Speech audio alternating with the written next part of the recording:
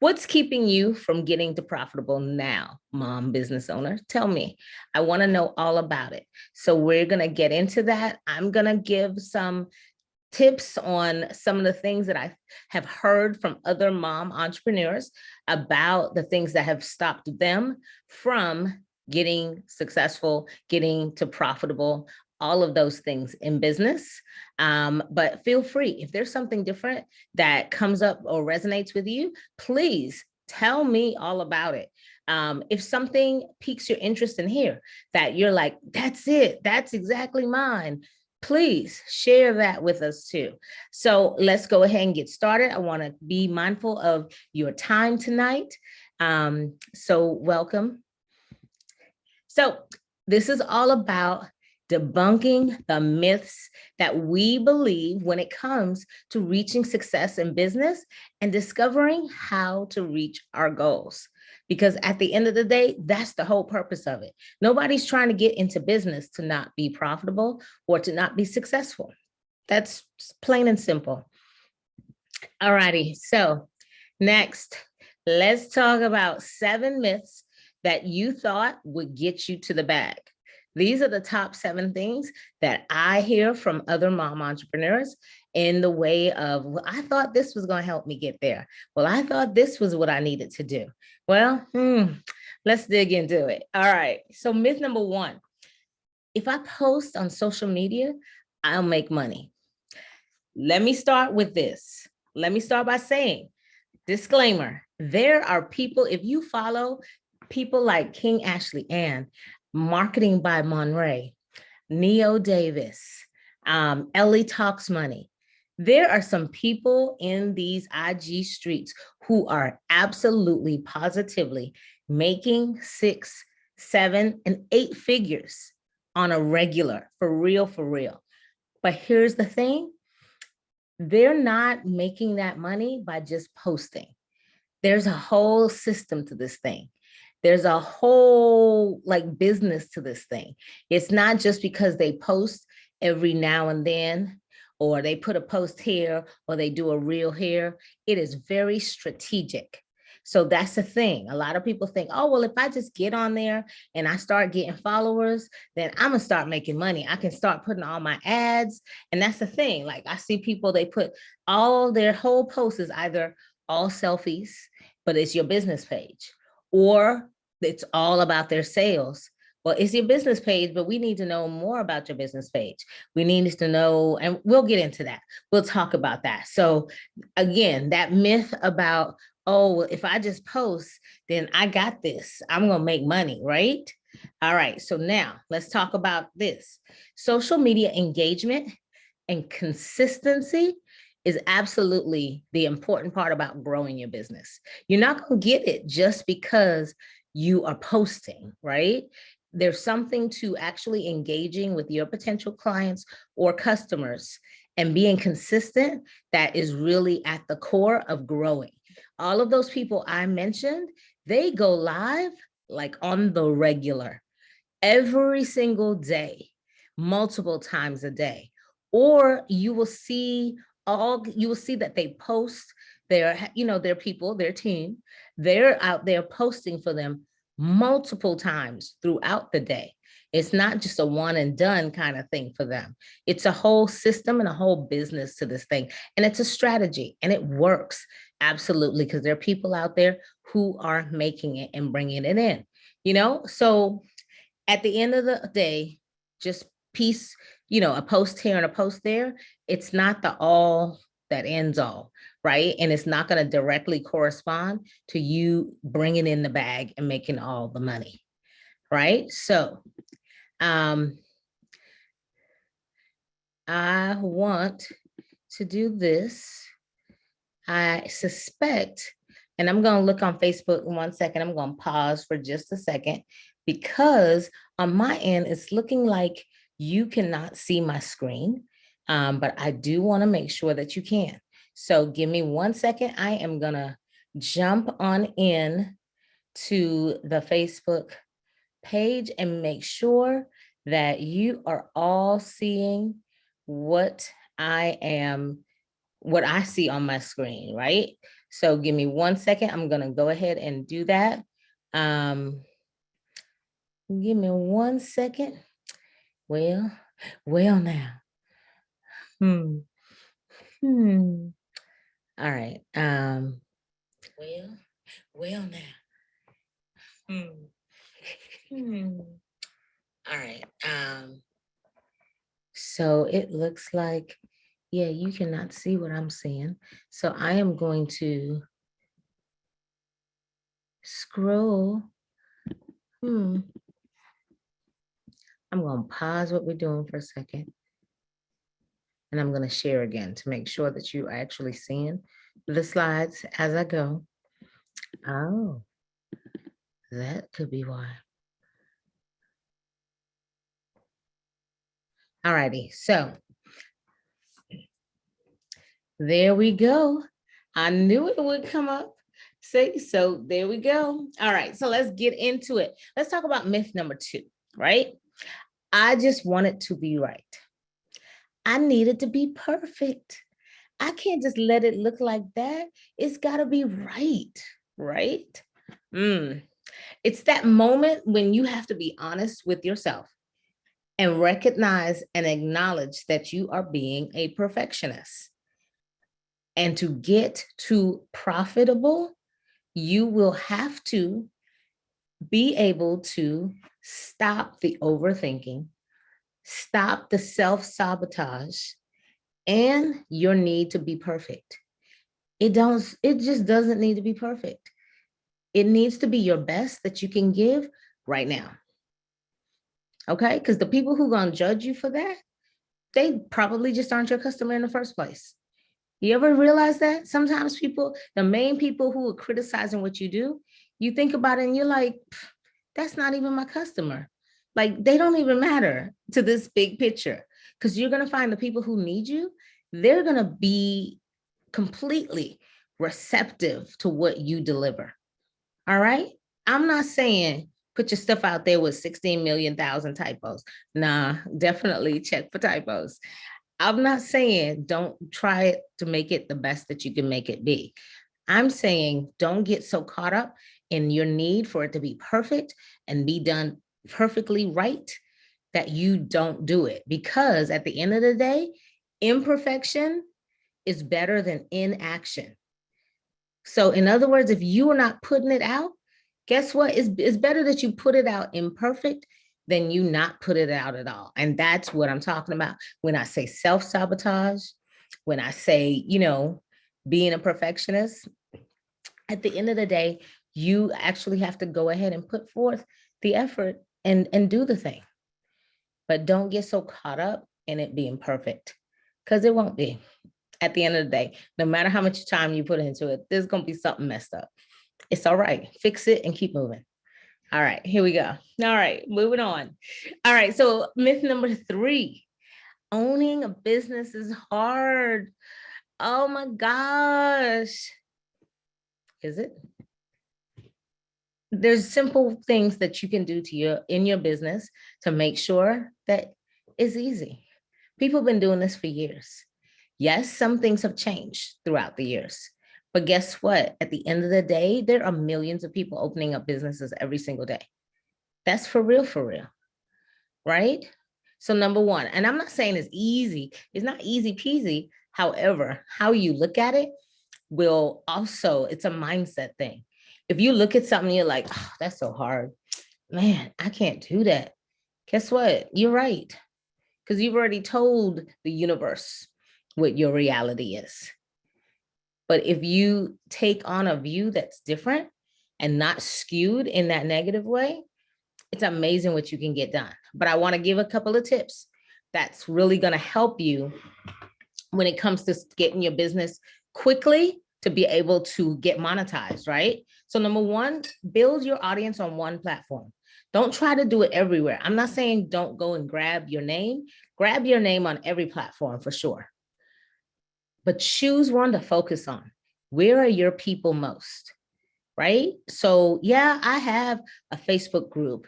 For the most part, that is for my program and people who are a part of that. But my main platform, where you will find me with the most followers, is Instagram. That is the land where most of my potential clients and customers live, right? Period. So that's where I happen to land. Yes, I have a Twitter. Yes, I have LinkedIn. Yes, I have all of the other stuff, TikTok, all of that good stuff. But at the end of the day, choose one to really focus on. Next, diversify and include all of what you do with your audience. So that's where I was talking about. You may have an Instagram page, but all you have is a bunch of selfies and that's the whole thing. But this is your business page. Or you have it to where all it is a bunch of sales about your t-shirts. Everybody must buy your t-shirts and there's nothing else. There's nothing about the business. There's nothing about why you started the business. There's nothing that shows about the process behind the scenes about how the shirts are made or any of that kind of stuff. You really want to diversify, meaning that you want it to be a full picture of your business so that people can connect to your business and relate to your business, right? So you want to share the whole business, not just one lane. So that's why I was talking about that earlier. But number three, you also want to focus on one brand, one company, types of products and services at a time. I give the example. I happened to come across a business card that I got from a lady I met a couple of years ago. And literally, I hadn't even, well, I'm sure I noticed that at the time. But when I looked at the business card the other day, I looked at it and I was like, on the back, it talked about a children's book. On the other side of the card, it had like 3 different things. It had these like products and lotions and stuff. And then it also had about her and her coaching business. And then it also had, I can't even remember what the other thing was. I got lost after those 3. So you really want to decide what you're going to focus on, and I get it. We all talk about multiple streams and we'll talk about that later on for sure. But initially you want to find one thing to focus on so that when you meet people, you're not all over the place. You want them to be able to say, oh, Denise does this. She helps moms who are starting a business with clear messaging and creating a go-to marketing plan so that they can get to making money now, period. You really want them to know who you are. If they are passing on referring you to somebody else, they need to know who you are. They need to know in a couple of words how to describe you. But if they're like, oh, well, she got books and she got lotions and then you don't want that for sure. All right, so here we go. Number 4, in your business, one thing that you also want to do, pay yourself. And I said that, yes, pay yourself.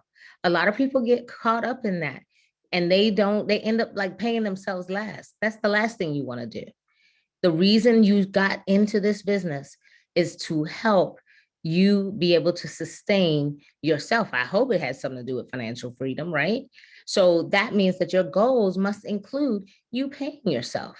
And as we start talking about knowing your numbers and all that good stuff, you're going to learn, like, do it in a consistent manner so that your books look just like what it looks like when you are an employee with a boss, right? At the end of the day, what do you get paid monthly? Do you get paid weekly? Do you get paid bi-weekly? Make sure you structure it in the same way a regular business or another type of business would do that and be consistent. All righty. So next, create a business that's consistent and scalable. So you want to have things that are in place that everybody, your customers and the people who see you, they're used to seeing you. Like I remember, in 2020, I had these workshops. They happen every week. You can guarantee it. I have a friend that I follow every single Wednesday at 8:00. I know where he is. I mean, literally, if he's not on at 8:00 on Wednesday, I'm calling because I'm like, hey, what's going on? You okay? Like literally, he hasn't missed one. And even if he missed one, he'll have somebody else in place for him. Like he's that consistent. And it shows because people come to listen to what he has to say. People value the information that he brings because of that consistency. They know what to expect from him, right? All right, so make sure you're being consistent. And then we're going to talk about how to be scalable, because scalable is when you put things in place to where it's easy, even if you're not there to show up, somebody else can know what needs to be done and make sure it still happens, right? All right, so number 6, always reinvest into your business, right? So that's another thing. At some point in your business, you're going to have subscriptions and things that have to be maintained, for whether it's for like your email list, whether it's for a CRM, your client relationship management software, whether, you know, keeping all, it could be where your course is held, wherever your products are held, for your landing page, your website, all of these things. You want to make sure that you are reinvesting money that you bring in into that business to maintain and keep things flowing. I can't tell you how many times a week I go looking for somebody and I click on in their profile on their website and it's not active. I get that 404 error or whatever it is that says that their website is not operating anymore. It matters. Again, that's a part of being consistent. All righty, so let's move forward. Myth number 4, I can't afford to hire a team or to pay for subscriptions. I'll just do it by myself until I can pay others too, right? That's a myth. A lot of people think, oh, I'm getting into this business. I'm an entrepreneur. I have to do it all by myself right from the start. There's a lot of people, that's not what they're doing, because it's not necessary. You know, there are a lot of things with technology that really make things simple. There's a lot of different technology tools out there and resources that are free, no cost, or they're low cost. And they will save you so much time that you can make sure, because that's the thing, a lot of people get twisted on this. And this was one of the things for me. A lot of people work in their business that takes away from the time working on your business. And as the founder or the CEO of your business, you should be working on your business, not doing the in stuff, not doing the emails manually, not sending out the blog or the newsletters manually. You shouldn't be doing that. That should be automated. Those should be in place without you showing up, period. All right. So let's talk about it. That's why I say automate, automate, automate. When you get a product or a service, you want to automatically set up an email sequence that goes out on repeat. Every time somebody purchases that product or that service, they should automatically get put into a sequence that you do not have to press play on. The only thing they have to do is press click and buy it. And then they automatically get a series of emails. Automate those kinds of things. It matters, and it keeps you from having to do that all the time. But you also want to do that with people who are new subscribers, so that now that you have an email list and you start building that, but you want them to start getting a series of emails too, even if they didn't purchase anything. You want to stay relevant to them and stay engaged with them, right?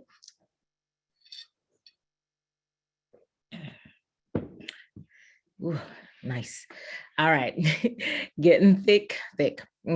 Throat getting a little dry there. All right, let's move forward. Set up systems ASAP. And that's what I was talking about. So when you set up, say, a landing page where they come, they put in their email, their name, their phone number, and now they get into a system where they automatically start getting a series of emails. Or when they buy, they automatically, they get, you know, whatever digital product you promised them, right? But then they also get a series of emails. So set up things that go automatically, that happen while you sleep, period, that you don't have to think about and you don't have to do anything with manually. Start those really soon. Well, right from the beginning, quite frankly, because it will make your business be able to grow and scale that much faster. And a lot of them do not cost a fortune, period. Myth number 5, I don't need to know my numbers. They'll add up all in the end. We wish. That is like so far from the truth. A huge oops that most new business owners make is not tracking their expenses. Those subscriptions do add up. I don't care if it's $7.20. I don't care if it's $15. I don't care if it's $9. At the end of the day, they do add up, and you need to know what they are. At the end of the year, first of all, for taxes or even quarterly, you should be doing your P&Ls every single month, so you know what's coming in, what's going out. And you, because a lot of the times when people have business meetings, if they don't know what their numbers are, it's like, how are you running a business? Period. You just have to know these things, but you want to keep track of your spending because it matters at the end. That's how you know how much you can afford to pay yourself. That's how you know how much you need to reinvest in your business, and et cetera, et cetera. Also, when setting goals, all of that matters, because if you're setting goals, how can you set a goal and you don't know how much you need? So for sure, you definitely want to have that as well. All righty. So now, entrepreneurs, number 6, entrepreneurs have to grind and hustle at all times and work 24 hours a day, 365 days a year in order to be successful. This is such a myth. Seriously, I've recently been reading a book. It's called Chillpreneur. It's by Denise Duffield Thomas. And it's amazing because there's just so many ideas that we have, especially as women, especially as moms, around this whole idea that we have to grind and hustle in order to be successful. But what we seem to fail to understand, and the frame of mind that we don't put ourselves in, is that a lot of the people historically that we're thinking of when we talk about grinding and hustle, they happen to be of a different gender. And guess what? They also happen to not be the primary caregivers for the children, nor do they happen to also be the primary person who takes care of the household. That's very interesting, you might think. So that makes this a whole different ball game. So as a mom, especially being selfless, as many of us are, like, really? Now we're going to throw this other responsibility of being on every day, 24 hours, 7 days a week, and grinding and hustle? Like we don't already do that? That doesn't even make sense, because the whole idea behind you becoming an entrepreneur, I'm willing to bet, has a lot to do with you being able to spend more time with your family and gaining financial freedom. I don't know about you, but that's most people that I know, that it really revolves around those two things. So that whole idea that now, because I can speak to this myself. When I first left my job as a teacher, where I was getting in there early, leaving late, taking stuff home, when I first became an entrepreneur, I realized, oh my gosh, I'm working more than I was working before, and I was so stressed out. I didn't notice it to a certain degree because I was loving what I was doing as well. But I also realized that I was not doing the things that I really had intended to do. And you have to be very intentional. And that mindset behind the hustle and the grind, I realized, no, I don't, because that's not so smart. I don't want to be a hard worker in the sense of it being such a grind and a hard hustle. Nah, because I can do things that are smart. And that's where the automations, that's where the systems in place, that's where setting up standard operating procedures, so that if you are not there, somebody else can just pick up where you left off. Or if you hire somebody, you don't have to worry about, is it going to go down the way I did it? Because I know that a lot of people, especially moms, we do a lot of things like the laundry. We don't let nobody else fold clothes because we're like, they ain't going to fold it right. But I bet if you teach them, or if you have a system where they know exactly how to fold that towel the way you want it to be folded, guess what? I bet that stuff will get done and you won't be the one having to do it. Well, that's the same thing in business. You have to set up systems and standard operating procedures. And guess what? That's a smarter way of doing it than hustling and grinding. You have to find ways to make this work for you because, again, that whole idea is for you to get financial freedom, but also freedom to be able to spend time with your loved ones, because that's why you're doing what you're doing, and for yourself, period. Okay? So get away from that whole idea that you got to sacrifice yourself, right? In order to make, and your family and everything else in order to make this work, because it really can work. It has to be done differently. Why not? Why not? I'm just saying, it just needs to be done differently. We are not the same people that we see that go after that hustle and grind mentality. So there's no reason for us to do it that way. All right, myth number 7. We're almost there, y'all. My ideal client will see me and know what I bring. Say what? Let's get in. All right, so here we go. I motivate career women. Well, let me back up. So what I meant with that statement was, a lot of people have this idea that, you know what, I'm just gonna tell them what I do and they gonna get it. And it's all about messaging. It is all about messaging. You want your ideal client or customer, when you tell them what you do, you want them to be able to immediately know, oh, wow, I need to work with her, right? Period. You definitely want that. You don't want them to have to guess what it is you do. And so these are some examples. I went through and I looked at some people's, they call these elevator pitches as well, but it's really your messaging. When people ask you, what do you do?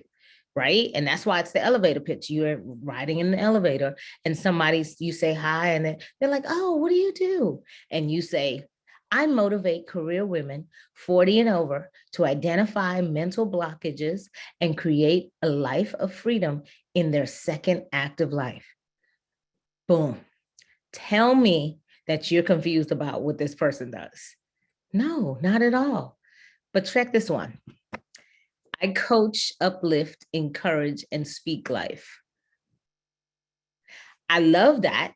And I'm going to tell you, when I first started out, guess what? Mine was, I help mompreneurs.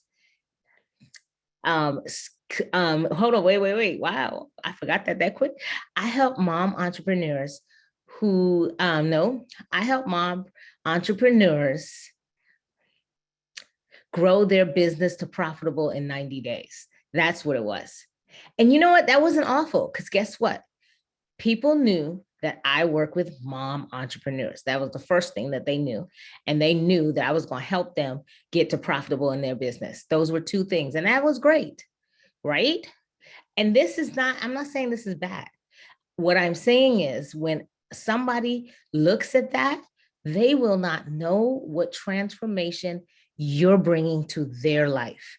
They will not know what specific value you are bringing to them. And that's what they want.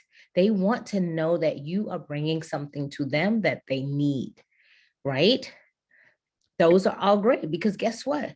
I'm all about inspiring and encouraging and motivating. So I speak those kinds of words.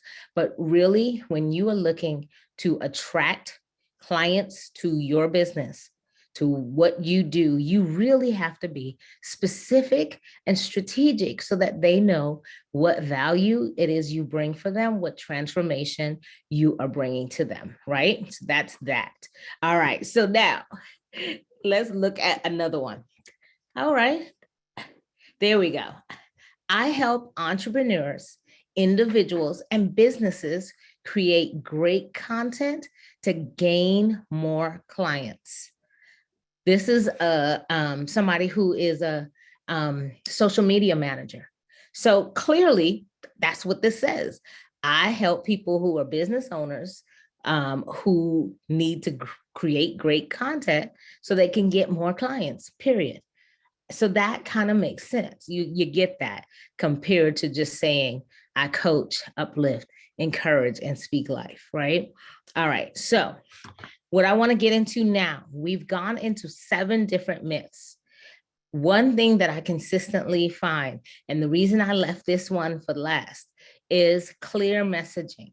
In order to really tap into your ideal client or customer, you're going to need to do some very specific things so that you can grow your business to profitable.